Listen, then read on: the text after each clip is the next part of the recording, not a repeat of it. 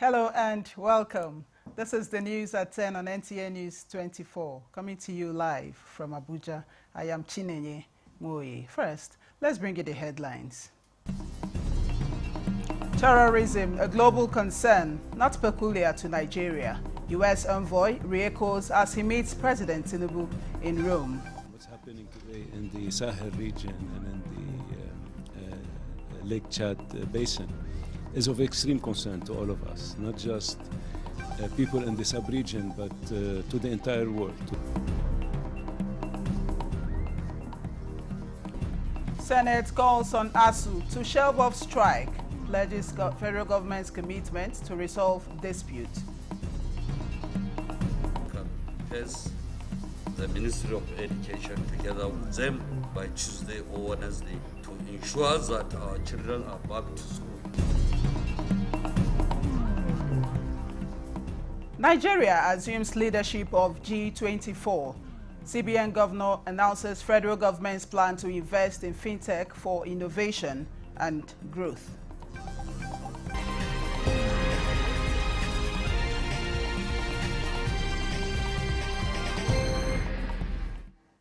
Many thanks for joining us.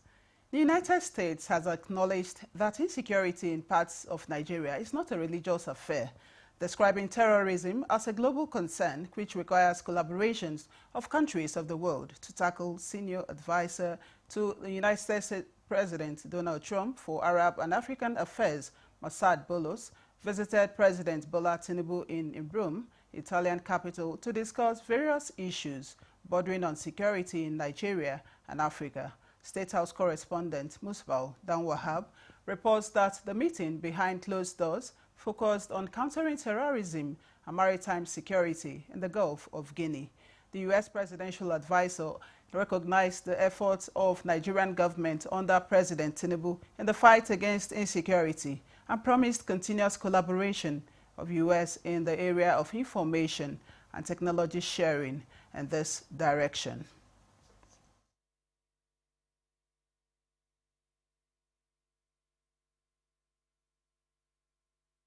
What's happening today in the Sahel region and in the Lake Chad basin is of extreme concern to all of us, not just people in the sub-region, but to the entire world, to Europe and the United States and the entire world.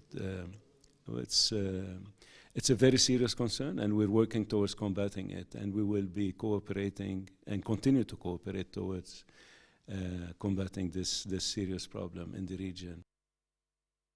On an allegation of religious persecution in Nigeria by a U.S. lawmaker, the envoy stated that the insecurity occasioned by terrorism and banditry goes beyond religious sentiments, but an issue demanding collective efforts to end.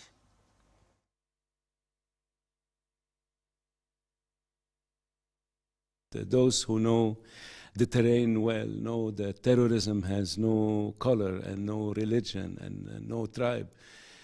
People of all religions and all tribes are dying as a result of terrorist acts, but it's very unfortunate. We even know that Boko Haram and ISIS are killing more Muslims than Christians. So people are suffering from all sorts of backgrounds. This is not specifically targeted about one group or the other. However, any loss of life is too many. One is too many, and we should work together in partnership to put an end to this. Senate has appealed to members of the Academic Staff Union of Universities, ASU, to call off the 2-week warning strike, with a promise that it would ask the federal government to move upwards the 35% salary increase being offered to the university lecturers. At an intervention meeting Friday, the Senate, through its Committee on Tertiary Education and TED Fund, also promised to engage the Minister of FCT, Nyesom Wike, with regards to allegations from ASU that he is planning to take part of the land belonging to the University of Abuja. National Assembly correspondent Lami Ali reports. Aside the lingering 2009 agreements on improved funding for universities, which ASU has been agitating, Executive of the union informed the Senate latest developments that are of concern to its members. ASUU commended President Tinubu for the 7-year moratorium on establishment of tertiary institutions in Nigeria and the 150 billion naira allocation to universities, but says it does not agree with the sharing formula the Ministry of Education has come up with. The first tranche of 50 billion has been released and it is currently with the Ministry of Education. The money has not reached universities yet. One of the reasons is because the Ministry of Education, in their own wisdom, want to spread the money to universities, polytechnics, and colleges of education. And ASUU is saying this committee, this Senate has approved an appropriation, and that money is for universities. There would be a separate money we believe that has been approved for colleges of education and polytechnics. Anybody coming from anywhere in the world that is interested in university education, the first port of call will be University of Abuja. Distinguished senators, you will be helping that university if you stop the minister from taking any piece of land from that university. Senate assured ASUU that it will take steps to address all concerns. Agreement is agreement, as I've always said. They should be able to live up to expectations whenever they go into any form of agreement, especially with ASUU. This is the most critical sector of Nigeria. Education is the bedrock of any society. We can pass the Ministry of Education together with them by Tuesday or Wednesday to ensure that our children are back to school, and also to ensure that the government look into the immediate and the long-term measures to be taken to resolve most of the lingering situations. If you give me allowance to buy a book, you don't collect tax from that book. If you collect the tax, then what is left will not be enough for me to buy the book. Again, I believe with good faith, this can be resolved. When it comes to appropriation, when budgets are brought, we should be able to know where to support. Meanwhile, the Deputy President of the Senate, Barrow Jibrin, says President Tinubu has already instructed quick resolution of the crisis. The President has directed that everything should be done to resolve this matter so that schools will reopen immediately. So we also commend Mr. President for his concerns.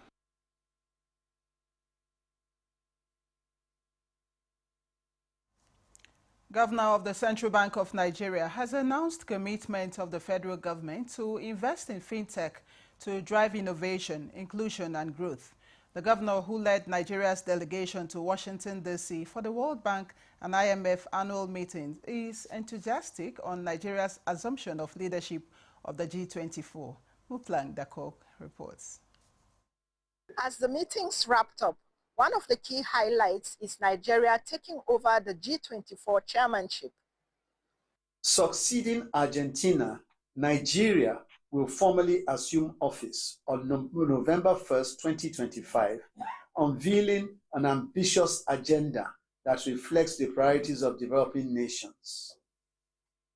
This milestone underscores international confidence in Nigeria's leadership and our growing influence in shaping the global financial architecture. With the rising prominence of stable coins in global finance, Nigeria is expanding partnerships to advance fintech innovations and regulatory frameworks. There is broad recognition that Nigeria's reforms are delivering results. Inflation is moderating, the exchange rate has stabilized, and investor confidence is returning. Job creation also featured prominently in discussions. Now we are prioritizing investments into infrastructure, into digital economy, into agriculture. And Nigeria also joined the World Bank in the AgriConnect program that is going to scale innovation in the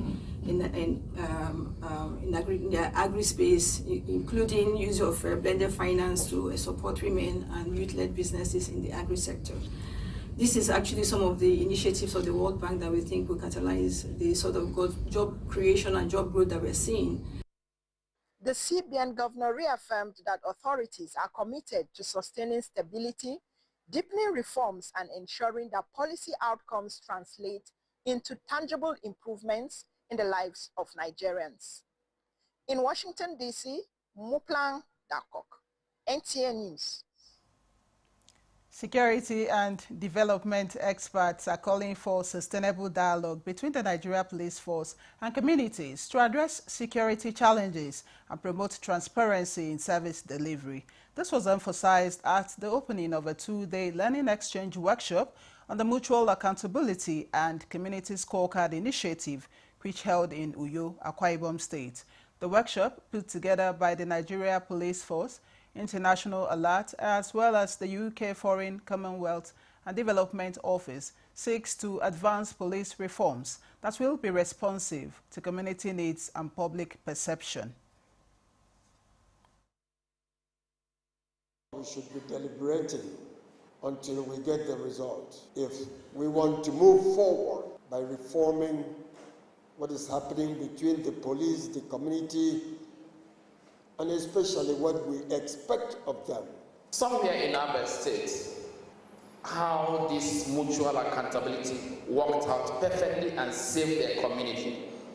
And the young persons can now shake hands with the police and say police is actually our friend. The Nigerian Police Force cannot do it alone. That is why this partnership is more than timely and necessary. Key takeaways from the workshop include the need for improved communication between the police and communities to achieve grassroots-driven solutions to security challenges. Deepen our collective understanding of police reforms or the implementation of the reforms itself, but will also strengthen the partnership between the police and the community. We work to support the police, the policymakers and citizens to work together to advance reforms to make security more responsive and accountable. And still on security, Akwa Ibom State Police Command has apprehended a 5-man robbery syndicate who specializes in robbing passengers in tricycles at night. Kelvin Samuel reports that 72 mobile phones were among items recovered. According to the Commissioner of Police, Akwa Ibom State Command, Muhammad Azari, the robbery syndicate are usually two in a tricycle looking out for the third passenger who would eventually become their victim. Luck ran out on them on the 3rd of July 2025 when a couple who were robbed and pushed out of the moving tricycle, popularly known as Keke, along Waniba Road, managed to spot the plate number of the tricycle through the help of the flashlight of a vehicle, leading to this breakthrough. Through intelligence-led investigation, police operatives arrested the tricycle one Editi, aged 34 years, alongside the tricycle used in the operations. His voluntary statement led to the arrest of 4 other members of the gang, both within and outside Akwa Ibom State. The CP advises the public to be very careful when boarding public transport, especially at night. If you come to enter Keke and you see the Keke man with 2 others inside the Keke, and your mind suspects that they are criminals, you don't board that Keke. Because usually there are 3. They usually be 3. So that what the rider and 2 others. And by the time you want to enter, this one will push by the right, the other one will push by the left. They want you to enter into the middle. Meaning because you are the one that enter last. So you have to be in the middle. Caging you and becoming a very soft target for such a crime. Suspect and exhibit are currently in police custody for further investigation and possible prosecution. Those whose items are missing are advised to visit Area Command, Wellington Bassey Way, with proofs of ownership for identification and collection. In Uyo, Kelvin Samuel, NTA News. This is the news at 10 on NTA News 24. We'll take a break here. There will be more reports when we return this day. And the National Productivity Order of Merit Award goes to... The only tomato paste manufacturer to win the National Productivity Order of Merit Award by the Federal Government of Nigeria, endorsed by the Association of Private Medical Practitioners of Nigeria. This is an evidence of 100% natural goodness. Eat healthy to live longer. Buy now and enjoy up to 20% discount. Tomato paste, the taste of Nigeria. Feel the power of precision, engineered to perfection. Every component is crafted with care, and each design is meticulously tested. From concept to creation, our engineers push the boundaries of technology, seamlessly blend in performance and sustainability with a deep commitment to African ingenuity. Introducing the CNG Boss, a remarkable achievement in engineering designed to operate on compressed natural gas, a cleaner and more sustainable fuel alternative. At Innocent Vehicles, we proudly lead the way in creating greener mobility across Africa. And it doesn't stop there. From SUVs to sedans, spacious buses to electric cars, Innocent offers a wide range of models designed to meet every need. Innocent Vehicle, the pride of African Road.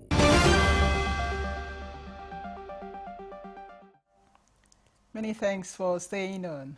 The Defense and Police Officers' Wives Association, DEPOA, is intensifying its campaign against illicit drug abuse amongst youths, a menace with far-reaching consequences on individuals, families, and the wider society. The Chief of Defense Staff General Christopher Musa, a special guest at the advocacy program, commended DEPOA for re-echoing the dangers of substance abuse among the youths through Stay Clean Championship. Nigeria is blessed with a youth-dominated population, the workforce in most societies, often referred to as the leaders of tomorrow. The future of this youth seems to blink with the increase in use of illicit drugs, with possible short and long-term changes in the brain, causing mental health issues like memory loss, depression, and anxiety, leading to losses in productivity and healthcare expenses. What we are charging you with today is to leave this place with a reinforced zeal to live a disciplined life. If you live a disciplined life, you will be able to live above substance use and other social vices. The call from DEPOA to the youth is to say no to illicit drugs and yes to a healthy lifestyle. Let the lessons of this championship remain. Let the friendship forged here continue to grow. And let the powerful message of live free, stay clean resonate in our hearts and minds long after we leave this venue. Go forth as an ambassador of healthy, active, and drug-free life. These initiatives are sowing the seeds for future stars and building morally upright youths who will become ambassadors of our nation. This is a clear demonstration that building the nation does not only depend on policy and politics, but begins with empowering our youths to dream more, strive more, and achieve more. The advocacy also enjoined Nigerians to view the ongoing fight against drug abuse as a collective responsibility. In Abuja, Ismail Musa, NTA News. The advent of advanced technology, particularly artificial intelligence, AI, is rapidly transforming the global health sector. From diagnosis to treatment and patient monitoring, technology is now redefining how health practitioners operate and how patients receive care. This formed a greater part of NISA Medical Group Board and Management Retreat. Thomas Obetere reports.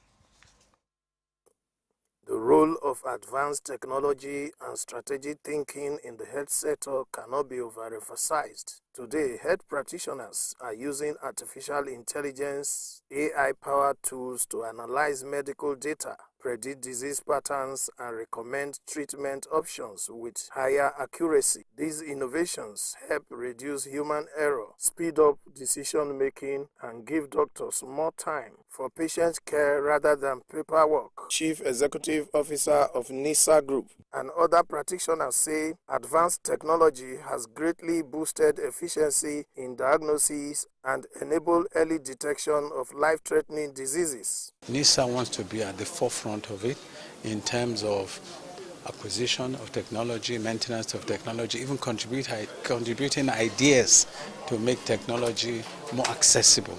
Today, doctors rely a lot on technology for diagnostics, even for operation, robotic operations.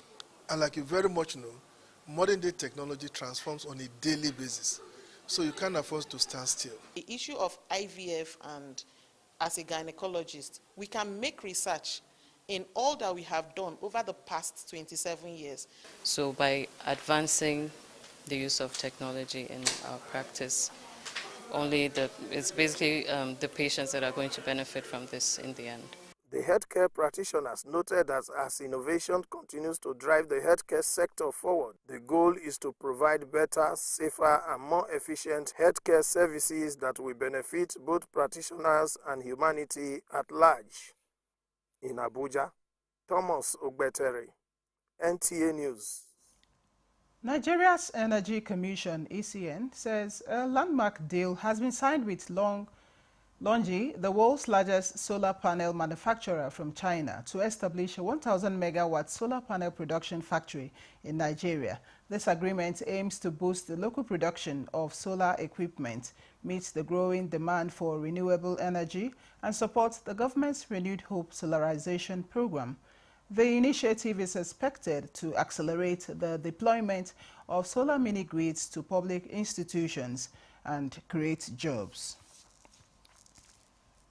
The Katsina state government is set to unveil a fleet of hybrid buses as part of Governor Diko Umar Rada's efforts to modernize public transportation and promote environmental sustainability across the state.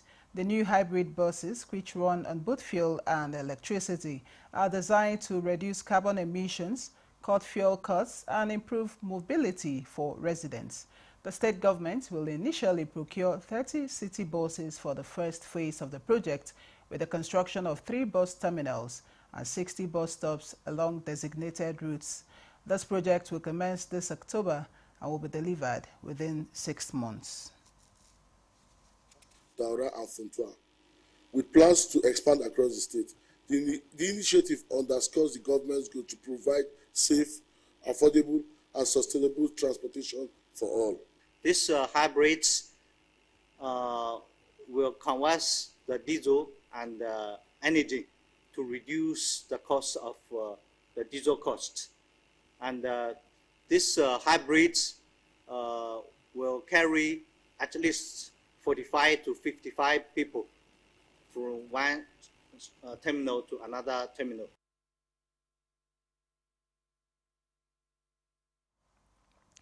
You're still on to the news at 10 on NTN News 24. Let's take another look at our major stories. Terrorism, a global concern, not peculiar to Nigeria. U.S. envoy re-echoes as he meets President Tinubu in Rome. In the Sahel region and in the Lake Chad basin is of extreme concern to all of us, not just people in the sub-region, but to the entire world. Senate calls on ASU to shelve off strike, pledges federal government's commitment to resolve dispute. The Ministry of Education together with them by Tuesday or Wednesday to ensure that our children are back to school. And Nigeria assumes leadership of G24 as CBN governor announces federal government's plan to invest in fintech for innovation and growth. This is NTA News 24. The federal government has set an ambitious target of producing 10 million tons of crude steel annually by the year 2030. The Minister of Steel Development, Prince Shuaibu Abubakar Audu, announced this at the Nigeria Steel Forum in Abuja. He said the plan is part of a broader vision to revive the sector and make Nigeria a regional steel hub. creating over 500,000 jobs. The minister called for stronger collaboration between the government and private investors to address the industry's challenges and unlock its potential. The Nigeria Social Insurance Trust Fund, NSITF, has extended its employee compensation scheme to the informal sector. This move aims to provide social protection to workers in the informal economy, aligning with the President Bola Ahmed Tinubu's Renewed Hope agenda and poverty alleviation agenda. This new strategy of NSITF was revealed at the Stakeholder Sensitization Forum organized for the informal sector at Nnewi, Anambra State. Chimaroke Ugu reports. Across Nigeria, over 80% of workers operate in the informal sector. This comprises artisans, traders, and small service providers. The informal sector is the backbone of Nigeria's economy. By integrating them into the Employees Compensation Scheme, Nigeria Social Insurance Trust Fund seeks to safeguard livelihoods, boost national productivity, and combat poverty. We're here to advocate for the adoption of the Employee Compensation Scheme so that whenever injury occurs in the course of their industry, in the course of their enterprise, in the course of working, the renewed Nigerian Social Insurance Trust Fund under the leadership of Asiwaju Bola Ahmed Tinubu would be here to provide the social safety net that the law has mandated. Major stakeholders at the sensitization say extending coverage to the informal economy is both a policy priority and moral responsibility towards fairness and inclusion to ensure that no worker is left behind. Anyone in the informal sector that has an accident or has an injury or even dies, worst case scenario, in the course of work, automatically NSITF would come in and provide support. The People's Speaker, Right Honorable Tajuddin Abbas, is very, very passionate about giving legislative backing to any policy that we have to ameliorate the sufferings of the people. With the stakeholders' engagement, NSITF is poised to make meaningful impact on Nigeria's workforce and economy. In Enugu, Chimaroke Ugu, NTA News. And that concludes the news at 10 on NTA News 24. Many thanks for watching. I am Chinenye Moye.